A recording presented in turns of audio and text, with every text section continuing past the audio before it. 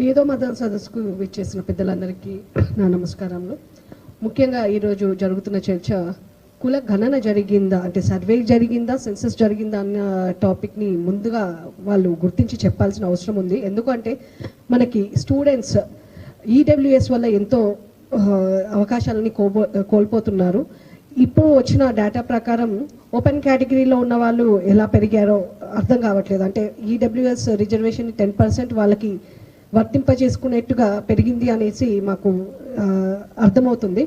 ముఖ్యంగా మనము గొడవ పడాల్సింది వాళ్ళు ఏదో 42% ఇస్తామంటున్నారు, చాలే సరిపోతుంది అని అనుకోవడం కాకుండా తమిళనాడులో లాగా ఎంప్లాయ్మెంట్ అండ్ ఎడ్యుకేషన్లో కూడా 50% రిజర్వేషన్ ఉండాల్సిందిగా మేమందరము all India OBC students association నుంచి మేము కోరుకుంటున్నాము.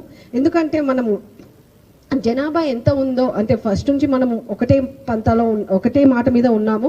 మనమెంతో మాకంతా, వాళ్ళెంతో వాళ్ళకంతా, రెండింటిపైన మనకి ఎంతో చర్చ జరగాల్సిన అవసరం ఉంది. ఈడబ్ల్యూఎస్ రిజర్వేషన్ వచ్చాక ఎన్నోసార్లు ఓబీసీల కన్నా కూడాను కొన్ని ఎగ్జామ్స్లో like national eligibility test, net లాంటి ఎగ్జామ్స్లో కట్ ఆఫ్ మార్క్స్ చూస్తే ఈడబ్ల్యూఎస్ వాళ్ళది మరీ దారుణంగా ఎస్టీలకి సమానంగా ఉన్న కట్ ఆఫ్ మార్క్స్ ఇచ్చారు. దీనివల్ల ఓన్లీ విద్యార్హతల్లోనే కాదు, ఉద్యోగ అవకాశాల్లో కూడా ముందు నుంచే మనము వెనకబడాల్సిన అవసరం వచ్చింది. కాబట్టి ఈ క్యాసెన్స్ ద్వారా వచ్చిన డేటాని ఎంతవరకు మనం నమ్మాలి అన్నది ఆల్రెడీ మనకి తీన్మార్ మల్లన్న గారు ఎన్నో వీడియోస్ చేసి చెప్తున్నారు. అండ్ షోకాస్ నోటీస్ను కూడా పట్టించుకోకుండా ముందుకెళ్తున్నారు.